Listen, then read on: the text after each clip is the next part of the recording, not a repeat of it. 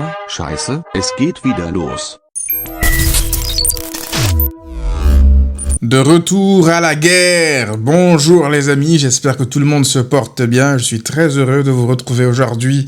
C'est la reprise de la Liga avec les mêmes problèmes, avec la même excitation, avec les mêmes attentes, avec aussi de nouveaux objectifs. On va parler de plein de sujets différents dans cette vidéo parce que, ouais, difficile de pas parler de l'actualité par rapport à tout ce qui se passe autour du club, par rapport à ce match sur le terrain. Enfin, j'ai envie de parler de choses sérieuses aussi sur le terrain parce que les matchs de pré-saison, c'était bien beau, c'était gentil, mais voilà, rien de tel que la compétition. Avant d'aller plus loin, cette vidéo est sponsorisée par mon partenaire Redfood, site de vente de maillots en ligne. Ils m'ont fait parvenir ce survêtement que vous pourrez trouver sur leur site. Si vous achetez 3 articles, ils vous offrent un maillot supplémentaire de votre choix gratuitement. Si vous achetez 5 articles, ils vous offrent 2 maillots supplémentaires de vos choix gratuitement. La procédure pour avoir les maillots gratuits se trouve actuellement à l'écran ou alors en description. Et si vous utilisez le code de réduction Massian, vous aurez 18% de rabais sur la totalité de vos achats. Encore une fois, tous les détails en description, les amis. Revenons au Barça, oui, de retour en Liga, de retour avec un déplacement déjà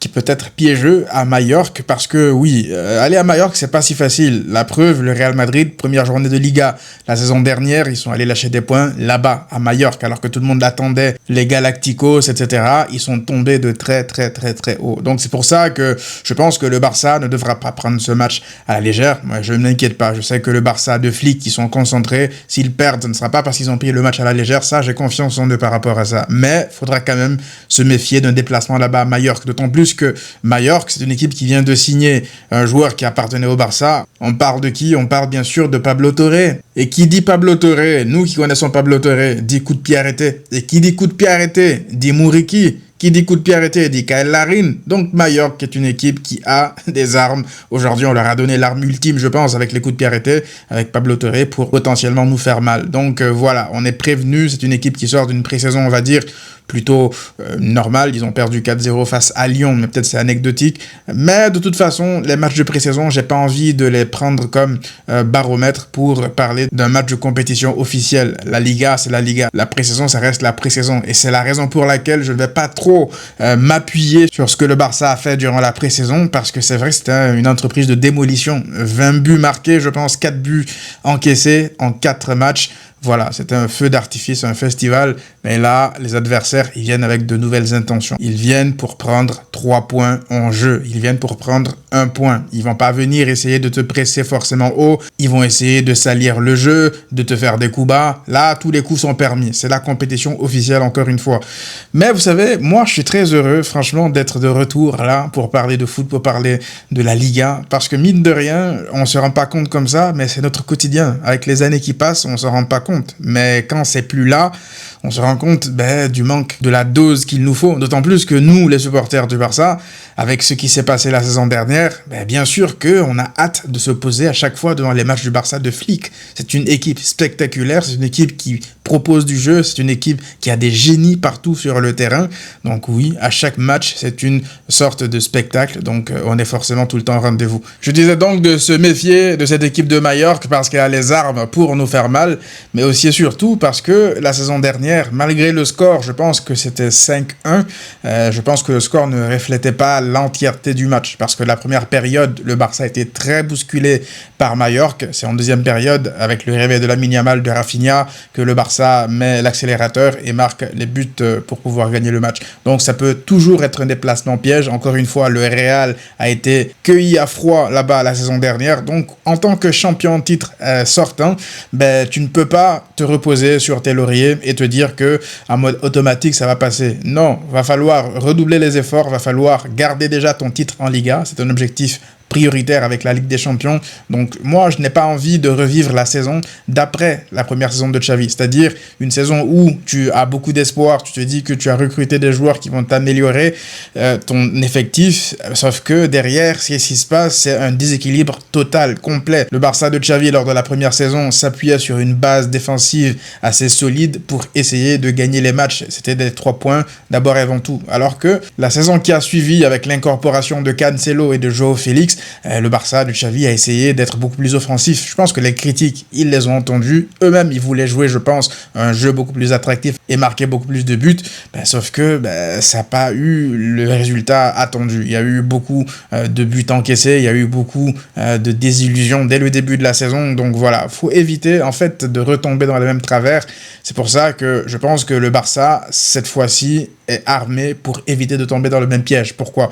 Parce que contrairement au Barça de Xavi, saison 2, là, le Barça de Flick est dans une sorte de continuité. Le Barça de Flick ne va pas tout reprendre de zéro. Même les recrues qui arrivent, ce ne sont pas des recrues que tu dois insérer pour chambouler ton plan de jeu. Ce sont des recrues qui s'insèrent dans un style déjà établi. Et on va en parler tout à l'heure, des recrues qui pourront être enregistrées ou pas par rapport à la direction. On va se consacrer un bon peut-être 5 minutes pour parler ça en détail parce que je trouve que c'est important d'en parler. Du coup, non, je ne pense pas que le Barça retombera dans les mêmes travers que la saison 2 sous Xavi. Pour la simple et bonne raison, encore une fois, que le Barça de Flick s'inscrit dans une sorte de continuité. Donc, c'est les choses qu'on a vues la saison dernière. Il y a des bases, il y a des acquis. On l'a vu lors de la pré-saison. Je pense que Flick sera inflexible. Il va continuer avec ses idées. Il va continuer, je pense, à les performer, à les parfaire afin que ça soit limite impeccable, que ça soit pas parfait parce que l'équipe parfaite n'existe pas, mais en tout cas se rapprocher le plus possible parce qu'on sait ce dont ils sont capables lorsque tout le monde est là, lorsque tout le monde est en santé. C'est une équipe qui est capable d'en coller 5 absolument n'importe qui. Et justement par rapport à ça, j'ai des statistiques à vous partager dès le début comme ça. C'est que par rapport à la saison dernière, la première chose que je pense que le Barça devra absolument améliorer cette saison, c'est la gestion des entames de match. Dites-vous que la saison dernière, entre la première minute et la 10e minute de jeu, cet échantillon-là, lors des débuts de match, le Barça a encaissé 6 buts et il en a marqué en contrepartie 6 buts également. On se rappelle tous ici des 2 buts coup sur coup encaissés contre l'Inter dès le début du match comme ça. Ça, c'était juste un exemple, un échantillon. C'est arrivé quelques fois au Barça. Entre la première et la 10e minute de jeu, le Barça est capable de marquer, mais le Barça était très vulnérable aussi en début de saison dernière. Ça veut dire quoi? Ça veut dire que, en règle générale, le Barça n'analyse pas ses adversaires lorsqu'ils arrivent en tout cas sur la pelouse. Lorsqu'ils arrivent, ils ont un plan de jeu bien établi et ils y vont. YOLO, en fait. Ils attaquent tout de suite. Tout de suite, ça presse très haut. Ça n'attend pas d'observer. Vous savez, en règle générale, il y a une sorte de round d'observation entre des adversaires, mais le Barça est tellement sûr, en tout cas le Barça de Flick est tellement sûr de ses forces qu'il se lance tout de suite comme ça à l'abordage et parfois l'adversaire en profite et marque assez vite. Donc ça, c'est quelque chose qu'il va falloir améliorer. Pourquoi? Parce que de la 11e minute à la 20e minute, on sent que là, le Barça a un peu compris comment l'adversaire est en train de se positionner parce que peu importe comment tu étudies ton adversaire avant le début du match, lorsque le ballon il commence à rouler, il y a plein de choses qui peuvent changer. Donc tu dois te réadapter aussi directement. Et si vous remarquez, c'est la raison pour laquelle, en règle générale, plein d'équipes commencent vraiment à marquer autour de la 20e minute. C'est parce que il y a eu le round d'observation, il y a eu les automatismes, il y a eu les failles qui ont été détectées. C'est là que les équipes, elles commencent, en règle générale en tout cas, il y a plein de matchs, la grande majorité, c'est là que les buts commencent à pleuvoir. Après, bien sûr, il y a des exceptions où d'autres équipes marquent beaucoup plus tôt ou plus tard derrière. Mais entre la 11e et la 20e minute de jeu la saison dernière, le Barça a concédé 4 buts et en contrepartie, il en a marqué 12. Ça veut dire que là, comme je l'ai dit tout à l'heure, le Barça a eu le temps de bien scanner son adversaire lors des 10 premières minutes, tout simplement. Et là, il commence à attaquer soit le côté faible de l'adversaire ou la faille de l'adversaire, tout simplement. On sent qu'il y a beaucoup plus de buts marqués et moins de buts encaissés déjà. Mais ce n'est toujours pas parfait parce que on remarque que plus le match avance, c'est-à-dire entre la 21e minute et la 30e minute, alors là, le Barça est en maîtrise totale. En règle générale, le Barça, c'est la période où ils sont le plus chauds dans les matchs cette saison.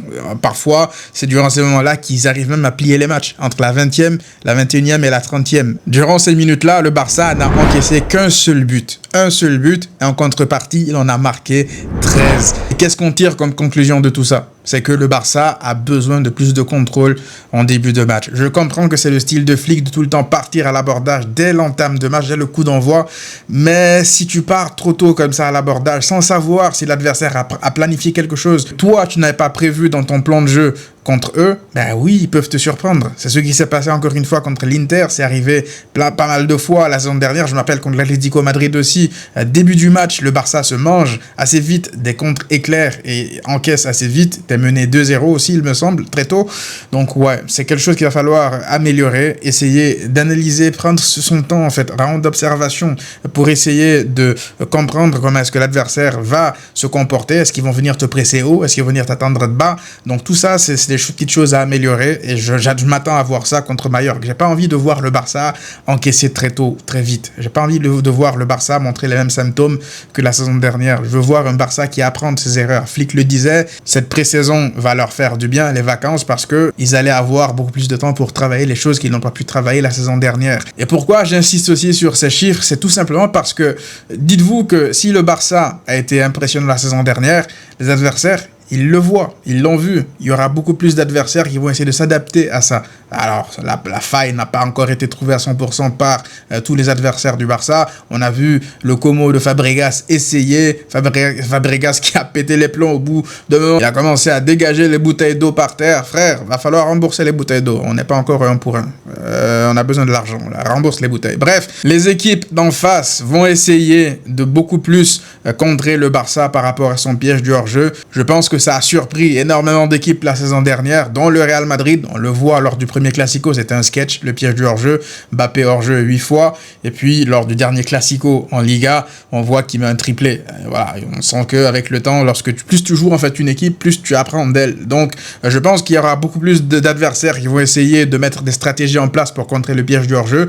Et naturellement, j'espère aussi que Hansi Flick, de son côté, il va, entre guillemets, masteriser la chose. C'est-à-dire que ça sera tellement bien fait que même si l'adversaire sait ce que tu vas faire, mais c'est tellement bien fait qu'il ne peut rien y faire. Ça me rappelle un peu le Barça de Pep. C'est-à-dire que tout le monde connaissait quasiment l'équipe type du Barça de Pep.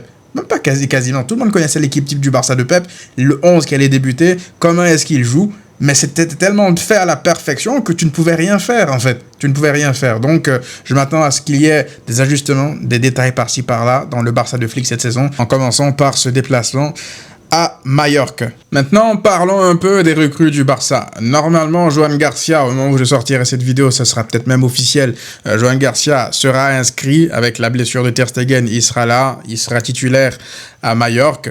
Normalement aussi, je pense que Marcus Rashford ainsi que Rooney Bardghji et même, je pense, Chesney ne seront pas inscrits pour ce premier match. Vous savez, là, à l'instant T, mon premier réflexe qui m'anime là, c'est de la colère, c'est de la frustration.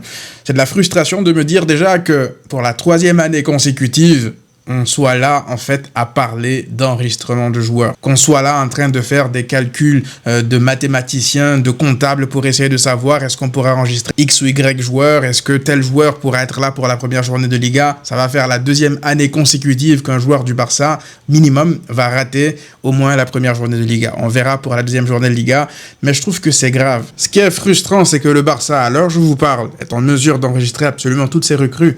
Mais le Barça ne le fait pas. Pourquoi? Je vais essayer de vous vulgariser la chose parce que parler de fair play financier, tout ça, ça va vite vous gaver, ça va vite me gaver aussi. Donc je vais vous vulgariser la chose le plus rapidement possible. Imaginez que vous allez dans un magasin de chaussures, vous avez besoin d'une paire de chaussures pour, allez, disons, demain.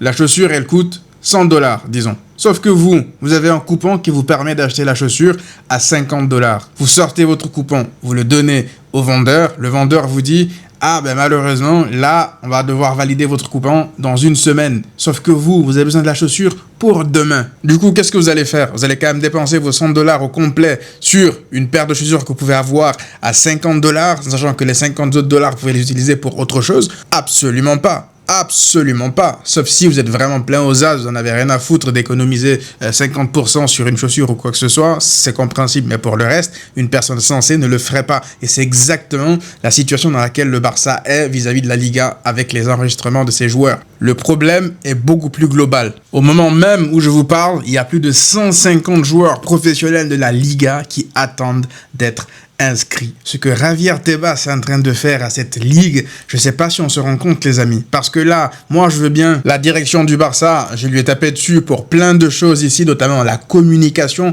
J'ai dit plein de fois ici, la communication est catastrophique. J'ai encore du mal, encore aujourd'hui, à comprendre pourquoi est-ce que Laporta est sorti pour faire une déclaration publique, dire qu'on sera de retour au Camp Nou le 10 août dernier, sans avoir toutes les confirmations, toutes les garanties, de déclarer des choses qui n'arrivent pas encore et encore en termes de communication, en termes de messages véhiculés. Il y a plein d'épisodes et moi, ça, j'ai encore du mal à l'avaler, je l'ai dit plein de fois ici. Par contre, où est-ce que moi, je ne rejoins pas beaucoup de gens dans la commu qui tapent sur la direction, c'est de dire par exemple que le Barça ne travaille pas, que le Barça attend toujours la dernière minute pour enregistrer ses joueurs. Mais en fait, c'est un problème encore une fois beaucoup plus global. Si ça ne concernait que le Barça et uniquement le Barça dans le championnat, là je vous dirais ok.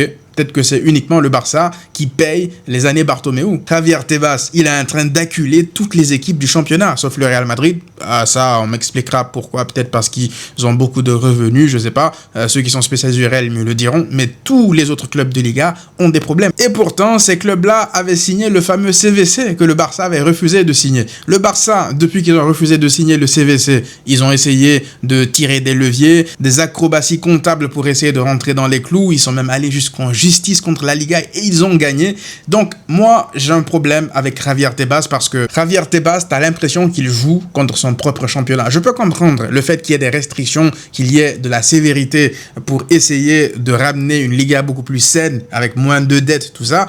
Mais si les autres dans leur championnat, c'est-à-dire en Première Ligue, en Ligue 1, en Bundesliga, il n'y a pas ces restrictions-là, ben tu handicapes en fait tes équipes à toi. Tu vois aujourd'hui des équipes qui sont parfois relégables en Première Ligue, qui sont capables d'aller faire leurs courses dans des équipes qui jouent l'Europa League ou la Ligue des Champions en Espagne. Ça arrive régulièrement depuis des années maintenant. On a une équipe de Levante à seulement quelques jours de son premier match contre Alaves qui n'a que 3 joueurs inscrits en Liga. 3 joueurs inscrits en Liga à quelques jours du début de la Liga. Il y a une équipe comme Séville qui n'a que 12 joueurs enregistrés à quelques jours de leur premier match, eux aussi face à l'Athletic Club.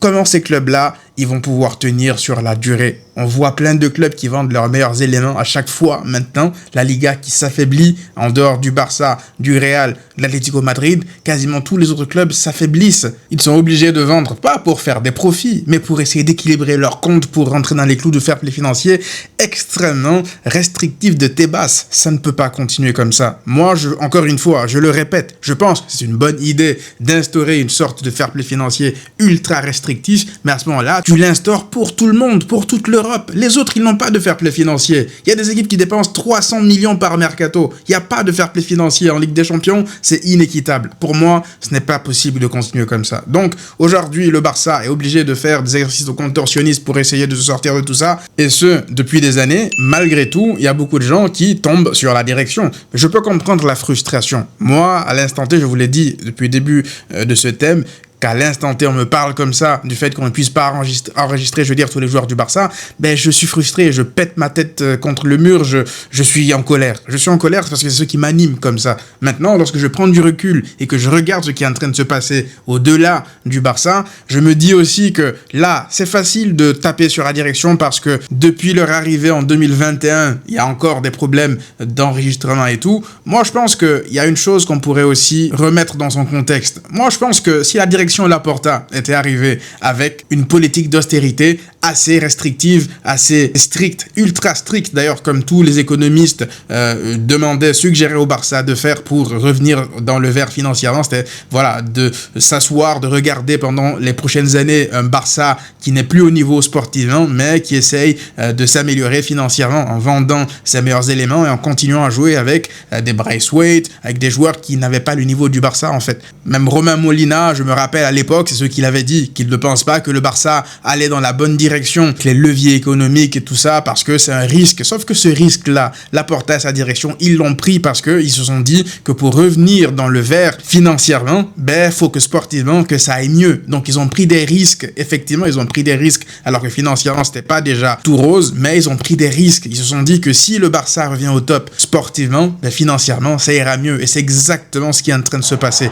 Et leur pari, il est en train de marcher. Parce qu'aujourd'hui, le Barça est de retour sportivement. Tu as quoi comme résultat? Tu as le plus grand sponsor de l'histoire du football avec Nike. Tu as un nouveau stade qui va faire plus de 100 000 places qui sera plein à craquer parce que sportivement t'es de retour. Tu as des stars comme Lamine Yamal qui te ramènent des sponsors aussi de fou. En fait, quand tu vas bien sportivement, financièrement, ça ne peut qu'aller mieux. Aujourd'hui, le Barça se dirige dans la bonne direction. Tout n'est pas encore parfait. Alors, loin de moi l'idée de dire que la direction, elle est irréprochable, qu'on ne peut pas la critiquer. J'ai été le premier à la critiquer ici. Je n'ai aucune peur de dire les choses lorsque ça me dérange. Je le dis encore une fois en fonction de mon analyse. Je n'ai absolument aucun avantage avec la direction du Barça. D'ailleurs, je n'ai pas peur de le dire, de les critiquer. Je l'ai dit plein de fois. Si ça me ferme des portes, ça me fermera des portes à l'avenir. Moi, je m'en fous. Moi, c'est la chaîne, c'est vous. C'est grâce à vous que j'en suis là aujourd'hui. Et c'est mes analyses que je partage avec vous, avec mes arguments. Je peux avoir tort, bien évidemment, mais je partage mes arguments. Logique ou pas, on en discute. Mais c'est ce que je pense. Moi, je pense que si Laporta et sa direction, ils étaient arrivés en 2021 et qu'ils avaient appliqué cette politique-là ultra stricte, je pense qu'aujourd'hui, on serait plein à demander la démission de la direction Laporta parce que ils étaient venus avec beaucoup d'espoir pour remettre le Barça sur le toit du monde, mais que voilà, le Barça, certes, même si ça va mieux financièrement, on a une équipe de D2, limite, on a une équipe qui se bat pour le milieu de tableau. Est-ce que c'est ce qu'on aurait vraiment voulu? Soyons sérieux à ce moment-là. Si le Barça avait appliqué cette politique stricte pour revenir prioritairement d'abord dans le vert financièrement, au détriment du sportif, qu'en serait-il aujourd'hui la situation du Barça dans la communauté? Dites-moi dans les commentaires, combien d'entre vous seriez ici en train d'applaudir? Combien d'entre vous? Je ne pense pas qu'il y en ait beaucoup. Maintenant, soyons honnêtes envers nous-mêmes. Aujourd'hui, le Barça, on est fiers de dire qu'on est supporter du Barça. Lorsqu'on parle du Barça, ça impose le respect. Le Barça est en train de retrouver une sorte de statut qu'il avait perdu depuis des années. Et Romain Molina, d'ailleurs, avait sorti une vidéo assez récemment pour le coup, pour revenir sur ce qu'il avait dit à l'époque. Il avait dit que, oui, que lui, il avait estimé que le Barça allait dans la mauvaise direction et prenait des risques inconsidérés pour son avenir, mais que finalement, ça paye et que le Barça se dirige dans le vert financièrement. Donc voilà, tous les économistes qui suivent, les comptes publics, ils sont là. Allez vérifier les chiffres, ils sont là. Le Barça se dirige dans la bonne direction financièrement. Tout n'est pas encore parfait. On a encore ces petits problèmes d'inscription parce que la Liga était basse. C'est ultra restrictif. Mais c'est important quand même de ne pas oublier d'où on vient. C'est important de le dire et de le rappeler parce que aujourd'hui c'est facile de dire Laporta démission pour tout et pour rien, mais moi je continue, je persiste et je reste cohérent dans ce que je disais depuis le début. Je crois en Laporta. Est-ce que je crois que Laporta est bien entouré? Non. Est-ce que je pense que Laporta a une bonne communication? Non. Il y a plein de choses qui ne sont pas bonnes dans sa communication, dans plein de choses qu'il nous a dites ici, qui ne se sont pas réalisées. Oui, il y a tout ça. J'irai même plus loin en parlant du potentiel match du Barça et Villarreal à Miami récemment. Là, ça, ce que vous devez savoir, c'est que un match du Barça, j'allais dire, un match de Liga délocalisé aux US, c'est le rêve de Tebas. C'est le rêve absolu de Tebas. Tebas, qui lui ne fait rien pour faciliter, aider le Barça, alors que le Barça fait des efforts pour revenir dans les clous financièrement. Pourquoi est-ce que nous, on est là à l'aider, lui, pour réaliser son rêve? Pourquoi est-ce que Laporta accepte ça? Alors que lui, dans le sens contraire, il ne fait pas les efforts. Donc tout ça, pour moi, c'est incompréhensible. Le Barça, aujourd'hui, est l'équipe la plus suivie en Espagne, avec le taux d'audience le plus élevé. Donc pourquoi est-ce que nous, on est là, malgré le fait que Tebas nous fait des sales coups, on est en justice contre lui, il va même jusqu'à divulguer des informations personnelles, financières du Barça aux autres clubs, alors que c'est interdit. Il y a même une plainte qui a été déposée contre Tebas, ça ne vient pas de Laporta. Pourquoi est-ce que nous, on essaie de l'accommoder? Ça, je ne comprends pas. Je ne comprends pas, je ne sais pas pourquoi Laporta il agit comme ça. En soi, l'idée de jouer un match à l'extérieur, qui est censé être à l'extérieur, à la Ceramica, dans un stade, on va dire un environnement neutre, avec des fans qui sont acquis à ta cause, parce qu'on sait aux US, c'est soit de Barça, soit de Real. Je peux comprendre que le Barça ne le voit pas d'un mauvais œil. Si c'était un match du Barça contre Villarreal ou contre nous, ça m'étonnerait que le Barça accepte. Je peux comprendre les avantages que le Barça tire de ça, financièrement en plus, derrière. Mais moi, je me dis que si jamais tu devais accepter un truc comme ça, en contrepartie, tu exiges à ce que Tebas, il enregistre par exemple tes joueurs.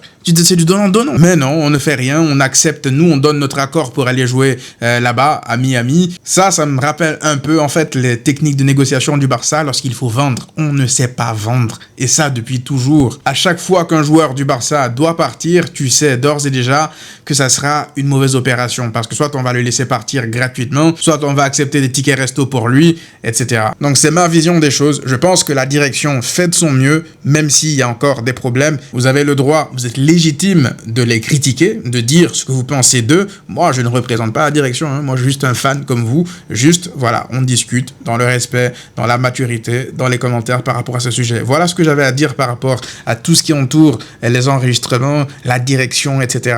On aurait limite tendance à oublier qu'il y a un match ce samedi. Effectivement, il y a un match contre Majorque ce samedi. C'est le thème principal de la vidéo, même si ça déviait sur la direction. En tout cas, j'espère que c'est le dernier été où on est là à parler d'enregistrement. J'espère qu'à partir de l'été prochain, ça y est, tout sera rentré dans l'ordre, que le Barça sera officiellement retour 1 pour 1 et que tu pourras rentrer sur le mercato comme tous les autres clubs. Que tout ça, là, que ça soit une histoire ancienne dans notre dos. Qu'on oublie ça, que ça soit de mauvais souvenirs, mais qu'on puisse regarder l'avenir avec beaucoup d'espoir. Bref, parlons enfin de la composition d'équipe que moi, j'aimerais voir, en tout cas que je vois ce samedi flic aligné en fonction de ce qu'on a vu au Gamper et aussi par rapport à ce qu'on a vu durant la pré-saison. Il faut quand même rappeler que Inigo Martinez ne fait plus partie de l'effectif du Barça.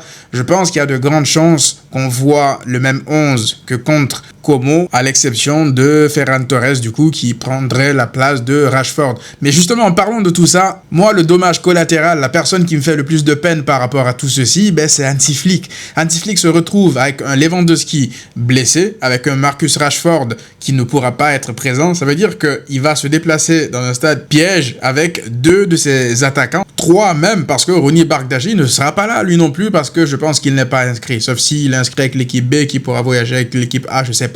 Mais voilà, ce ne sont pas les conditions parfaites pour un coach qui vient de faire un triplé national historique. Je trouve que voilà, c'est vraiment dommage pour lui, le contexte dans lequel il est en train de travailler. Malgré tout, il fait des miracles. Honnêtement, c'est une bénédiction d'avoir Hansi Flick durant toutes ces périodes de turbulence. Sans lui, je ne sais pas si le Barça serait de retour au top physiquement, sportivement, pardon. Donc voilà, je pense que ce sera le 11 qui va débuter contre Majorque, le même 11 que contre Como, à l'exception encore une fois de Ferran Torres devant. Pour le reste, ça sera du classique. La question aussi sera de savoir est-ce que Koundé est vraiment apte à débuter le match, parce que le Koundé qu'on a vu contre Como, il avait vraiment pas envie de jouer, soit il sortait d'une sieste ou alors on lui a confisqué ses vêtements pour le défilé de mode qui devait arriver, je sais pas. Mais j'espère que c'est rien de grave encore une fois pour Koundé. Si Koundé au top, c'est lui qui sera titulaire à droite à la place d'Eric Garcia. Et pour le reste, je pense qu'on aura voilà, du classique. On connaît quasiment maintenant l'effectif du Barça, le 11 du Barça avant les débuts des matchs. Ça quand même, c'est une sorte de soulagement. C'était pas là à te dire oui, comment est-ce qu'on va aligner. Non, c'est une bonne chose que le Barça soit déjà fixé par rapport à son 11. Le Real, ils seront en test, ils seront en période de balbutiement. J'espère qu'ils vont lâcher des points, mais il se peut aussi qu'ils lâchent pas des points et que ça soit compétitif dès le début. Donc c'est pour ça que tu dois prendre ce match à la légère, jouer sur tes forces et essayer d'assommer la Liga, en tout cas grappiller le maximum de points pour te mettre toi en confiance. Donc voilà les amis, c'était une vidéo assez longue, c'était le premier avant-match de la saison. Ne vous inquiétez pas, tous les avant-matchs ne seront pas aussi longs. Là, on devait quand même s'étaler sur plein de choses. C'est le cas, c'est fait maintenant. Donc voilà, Visca Barça, on est de retour avec le foot quotidien chaque week-end. Et ça fait plaisir les amis. À très vite pour le débrief.